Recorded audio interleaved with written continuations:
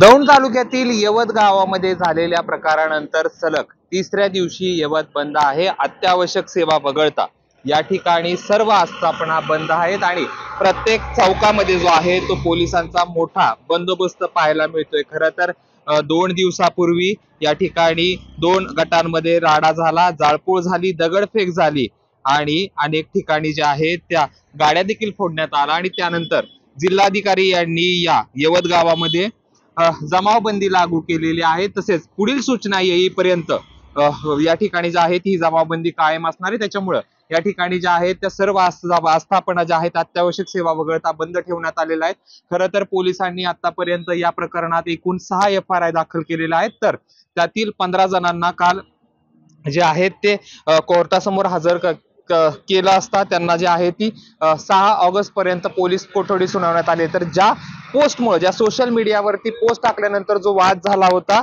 त्या व्यक्तीमुळे जो आहे त्या व्यक्तीवरती त्याला देखील अटक केलेली आहे आणि त्याला 5 तारखेपर्यंत कोर्टाने जे आहे ती शिक्षा सुनावली। खरं तर या घटनेचे CCTV फुटेज पुढे येत आहेत आणि त्या आधारे पोलीस जे आहे ते तपास करतायत। एकूण जवळपास 84 आरोपींचा जो आहे त्याच्यामध्ये उल्लेख आहे, तर साधारणतः 500 ते 600 जणांवरती पोलिसांनी गुन्हे दाखल केले असल्याची माहिती आहे।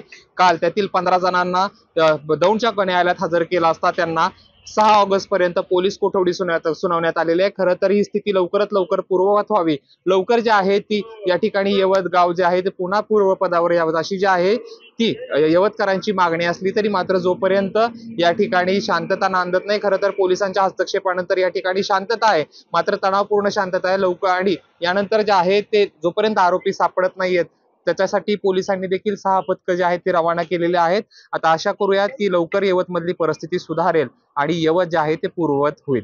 कॅमेरा पर्सन जीवनसह जयदीप भगत, ABP माझा, यवत, दौंड। ABP माझा, उघडा डोळे बघा नीट।